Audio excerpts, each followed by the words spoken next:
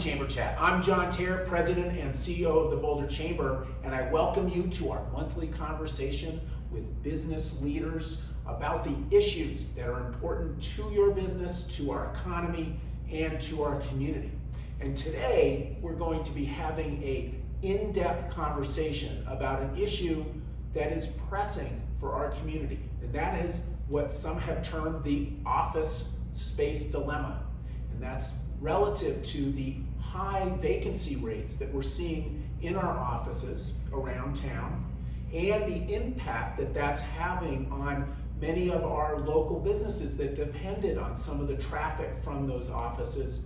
And so we wanted to talk with leaders in our community, in particular commercial brokers, who are in tune with what is happening in the market, what they anticipate seeing going forward, and some of the ways that we can help address that issue and to try to bring folks back to the office, both what they're doing themselves, but also what we as a community can do to work in that space.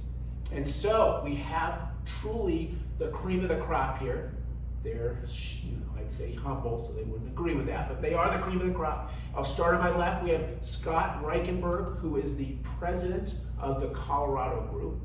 We have Erik Abrahanson, who is senior vice president at CBRE.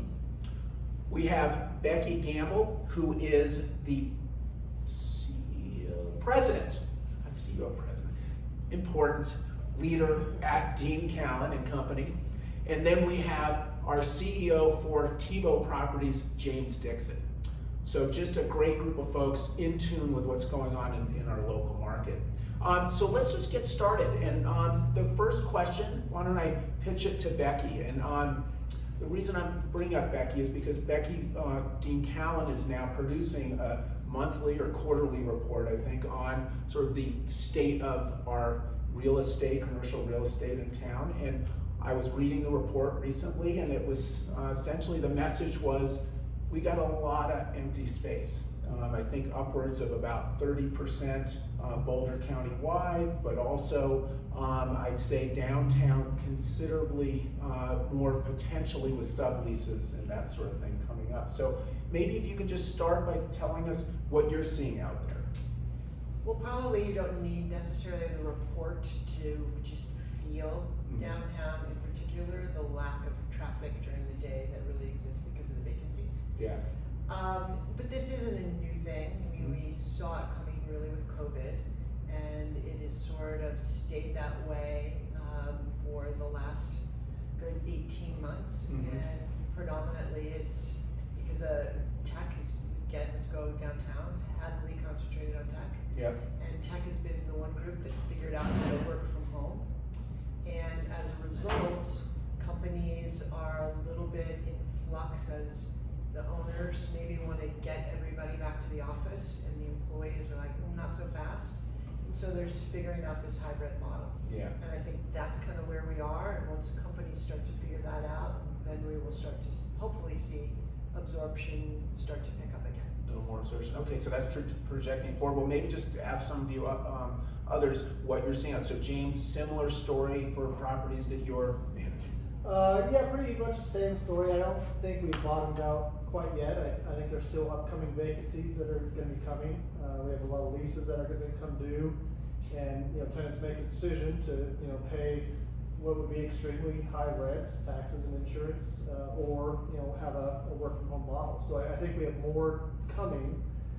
With that being said, I'm optimistic, similar to Becky, in the longer term future, that ultimately employers are going to realize that they're losing out on creativity because people work from home are not going to be as creative as people work in groups. And then I think the actual employee is going to realize that if I'm not in the office, I'm not getting seen by the boss, and therefore, promotions, raises, things along those lines are going to go by the wayside for those employees who are out of sight, out of mind. They're doing a great job working from home, but they're not in front of the boss each and every day. Gotcha. Well, let me ask these two. So similar sense of what currently is the situation, and been touching on then projecting forward, but maybe just current situation here, Scott. Yeah, I think as James and Becky mentioned, we're really in a situation where a lot of the users are still burning off their their leases that they put in place before COVID, COVID being that great accelerator to sort of push the thought process forward on, you know, the work from home model and what could work. And obviously, like Becky said, people are figuring that out. Yeah. But once they burn off their leases, now they're reconsidering what they're gonna go into. Yeah. Are we gonna go bigger, smaller, or reconfiguration? So I think that's a lot of the users that we see are wanting to take a look at their space differently and modify their spaces to kind of fit maybe a hybrid model depending on what kind of business they are. Yeah. But I think we're gonna, like you said, James, there's gonna be more of this vacancy bouncing around the bottom, maybe even a little bit more of a dip before we, maybe next year and the year after, we'll start to see a recovery once all the businesses really do figure out what they are going to be and need to be. They start to get an understanding. I'd also say the employment market may shift a little bit as we go further into a recession. I think that employers will have a little bit more say about having their employees come back to the office to really find that collaboration. Because right now, I think a lot of employers are needing to, as you had mentioned, James, really sort of, I guess, accommodate the employee to be willing to do the work from home model right now. Yeah, I've heard that too. Some folks in town, won't name names, who say, right now we're letting folks do what's comfortable for them, but as soon as that unemployment numbers start to tick up, we'll come back to the office. Erik, similar thing. I mean, how bad is it? I mean, what are you seeing in terms of the situation? You know, there's I think a silver lining, something to think about from a Atlanta perspective. Class A is seeing activity. There was a press release recently of a local institutional landlord who signed a number of leases and some spec suites. They spent the money ahead, built up brand new spaces, leased them up. We're seeing activity. We're getting leases signed, proposals out on Class A space. I think what's happening right now, there's a bifurcation in the market where as a landlord, if you're willing to put the money in, clean it up, paint, more than paint carpet, but make it like a really attractive space for these employees to come to, which is what the employers are trying to do, trying to attract them back in, you'll see activity. If it's, you know, 90s vintage finishes, hasn't been painted in a decade, and the carpet's threadbare, it's gonna sit. Yeah, I gotcha. Interesting. So folks going to quality maybe. Yes, Similar flight to quality perception? Well, I think now you're really seeing a flight to quality. So Yeah. companies that are moving or they're considering moving or even on a renewal basis, that's very much a reoccurring theme, and it's a part of attracting those employees to come into the office more than 2 days or 3 days or a week, whatever they can get. So Gotcha. absolutely. So even if you see, which we haven't really seen a lot of new product around here, but you really are starting to see that in like Cherry Creek or in Rhino, and the newer product is bells and whistles of amenities. Yeah. And it's expensive, but people are willing to pay for that if they can have newer, shinier, brighter, attractive space so that their employees will, hey, this is a really comfortable, great space to work. I'm getting. Well, that raises then another issue that maybe we hear from you folks. So given the circumstances, and it sounds like, it is not pretty out there, but you're starting to see a little movement. What are your property owners, what are you as commercial brokers doing to attract folks to the office? Anything different that you're doing in your business activity, Scott? Yeah, a couple of things that we're recommending to some of our clients are what Erik had mentioned, where, you know, prepare a space. It's not just about creating that environment like Becky described, which is one of the reasons why there's a flight to quality, but it's also the timing. If someone walked in today and we wanted to plan a space, get it engineered, submit it for building permit issued, built out, light switch flipped on, tenant moves in, you're talking about, and if you play by all of those processes, you could be 9 months or more. And really the problem here is the permitting. And there is some lack of availability of engineers, which used to be a 3-week process, now maybe is a 6-week process, unless you guys are seeing it a little bit differently on that end. You have people actually apply for a permit. Shh. It's off. No comments on that. Just kidding. Well, James, what are you saying in terms of things that you're doing to help your property owners or just yourself to bring folks back? Well, I think if you get an ear that's willing to listen, you're willing to do, a lot more than you used to. Yeah. So, 3 years ago, we were looking at, a few months of free rent, some TI and things like that. Now we're really just asking the tenant, what you guys want to move with the space. Yeah. And as long as it's reasonable, we're willing to do it. Yeah. And so, a lot more creativity on early termination options, flexibility for the tenant, expansion options, which we really weren't huge on before. Yeah. So a lot more stuff is on the table. Gotcha. To make it work. Okay, and Erik, what about you? Yeah, I mean, I think Scott was going down the path of timing. Yeah. So what are we doing with our landlord spec suites? I mean, spec suite programs, looking at the market, looking where activity is from a size standpoint, and trying to provide turnkey, ready-to-go spaces. And we've had success in doing that. We're even taking it as far as we've had some groups, one in particular, where they left us some brand new furniture. So we're repurposing that furniture. Whereas as turnkeys, you can come in, you got to show up, you have to turn your internet on. Yeah. And it really compresses that time to occupancy. I mean, you said 9 months. It could be a year or more based on some of the supply chain issues that we're seeing right now. So anything you can do to compress that time, make it a really nice, attractive space. We're also looking at amenities at a number of projects. Food, fitness, meeting spaces, rooms like this where you can offload that off the tenant space and have a shared conferencing area where they can host their quarterly meetings or investor events or things like that. Yeah. So really trying to cater to the tenants' needs and expand it out a little bit more. Well, let me ask this of all of you. I don't know if you want to answer it, but are we seeing any sort of breaks in rental lease rates? Is that where folks are going yet, or is that it's not that sort of a condition at this point? Base rate's holding. Yeah, I don't really see that, but maybe what we will start to see is the B and the C, the product that's maybe was questionable before COVID. Yep.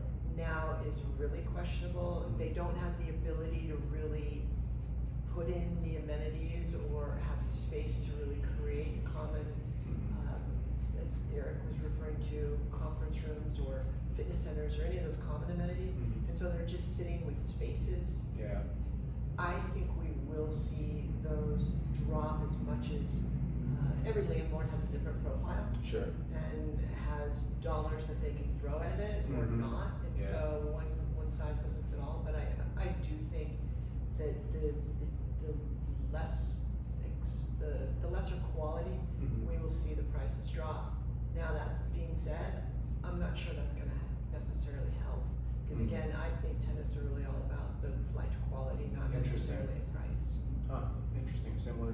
James? Well, similar, yeah. I don't think it can go too low, for a couple of reasons. Most of our properties in downtown Boulder, have taxes and insurance that are in the $20 per square foot range. Yeah. So, if we set that at the, baseline, obviously people do have to make money, the cost of owning the building. But the second reason is, there's loans on a lot of these properties. Yeah. And, once you're sort of admitting to the lender that, this is not $40 space, this is $30 space, they're gonna underwrite that in the loans that coming up and your current loan. Yeah. So, it's not better to let it sit vacant, but Yeah. at the same time, you have to be realistic with what you're gonna get. Yeah. The pro forma initially had a rental rate at a certain rate. Yeah. Right. Gotcha. Good point. I just want to add another part of the equation is the cost to create this quality. Yeah. You used to be able to get a finish done for $40 or $50 a square foot, and now it's double that. Yeah. In the last 24 months, things are now at 40% plus or minus, and then supply chain issues, like you mentioned, just drag time, which time then equates to extra money. So you can't lower the base lease rate and then provide a very healthy allowance and have the math make sense. Yeah. So the base lease rates are really holding to support how generous the landlords have to be in order to create the space that the tenants will be in. And I don't think tenants are resistant to letting the landlord be the bank and pay that higher lease rate. Yeah, I got you. So it becomes a math problem. Yeah, I get it. Do you know what, can I ask a question? Just Yeah, please. no, but I think it brings up, and James has touched on it, is the cost just to hold the building taxes. And everybody is now starting to see what's gonna happen in the next few years, and it's not insignificant of what that is. Yeah. And so, while we didn't really talk about it, that will make a difference if all of a sudden you're trying to hold a rate, Yeah. but your operating expenses have also increased by $3 or $4 a square foot. Yeah.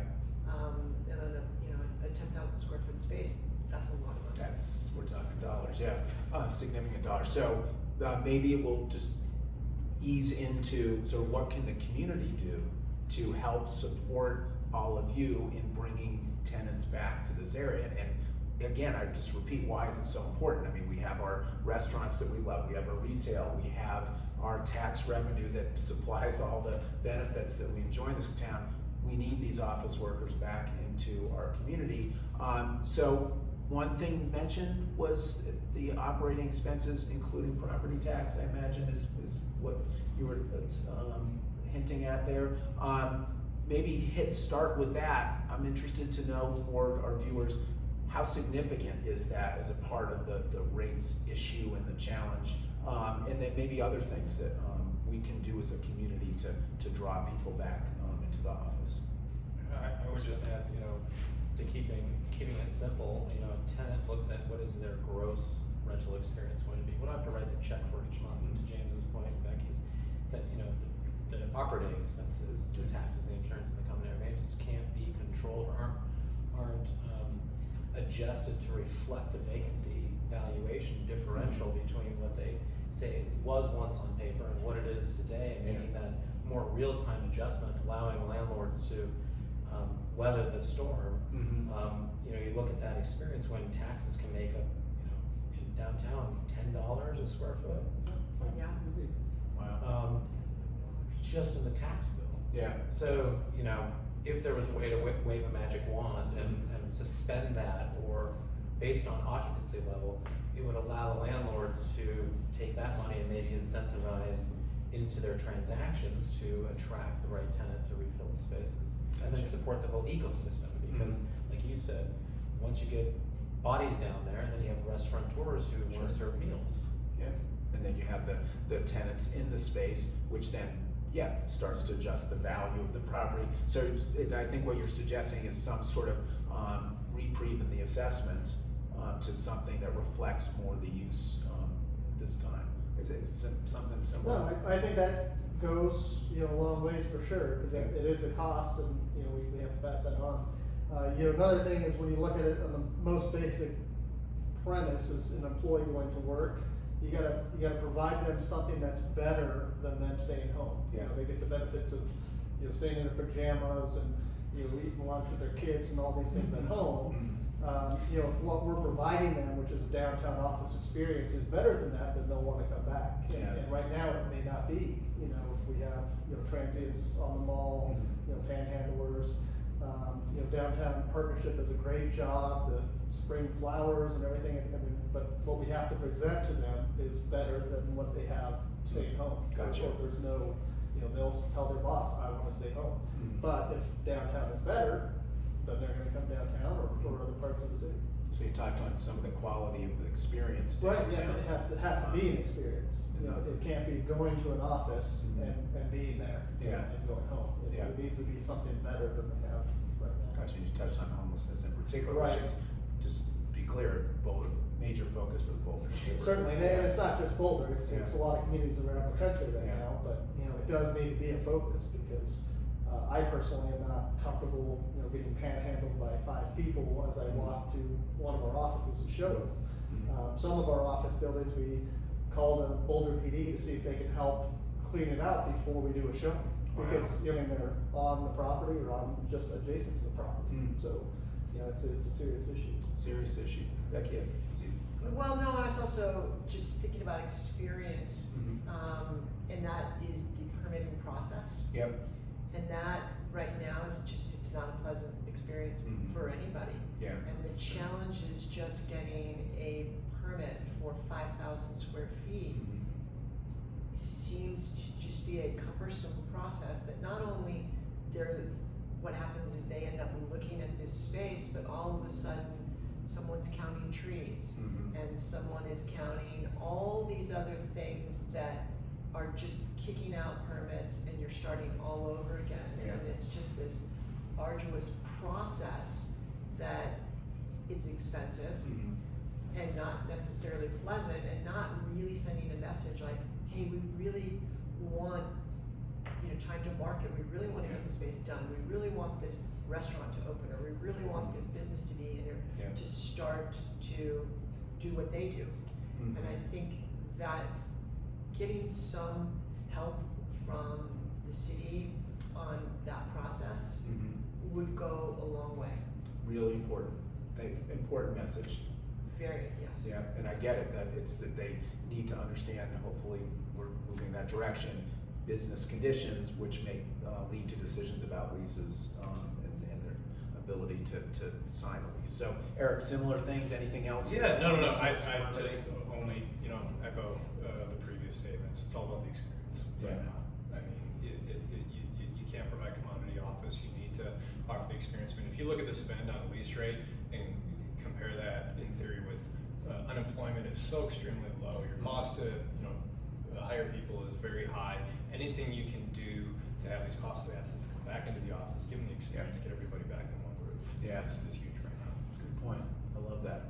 Well, let me ask, anything else that we're missing in terms of the things that the community can do to support all of you in your effort to bring folks back? We covered the base? Yeah, I think it's a pretty simple, idea, renting office space. I think we covered most of it. Yeah. All right, I love it. Well, I'll just say I thank you all for this conversation, and just know that the Boulder Chamber will be working on all of those issues just to mention the property taxes, the homelessness, and the permitting, all key issues, because again, we need to get folks back in the office, critical to our community. No, it is, and I don't think we want to lose sight of how great really Boulder is. Yeah. And so we did sit here and talk about, hey, these are some negative things going on, but really the big picture is we live and work in a phenomenal place. Amen. And to share that message and get people to come back and experience is the right thing to do. I love it. Perfect message to leave on. So with that, I'll just thank Scott, Erik, Becky, James so much for this conversation. I'll also note that we wanted to have another friend of ours, Jeff Wingard with WW Reynolds, join us. All I'll just say is keep going strong, Jeff. Looking forward to seeing you back here. And I'll just thank all of you for being with us today on Chamber Chat, and I'll thank our audience and say we'll see you next time on Chamber Chat.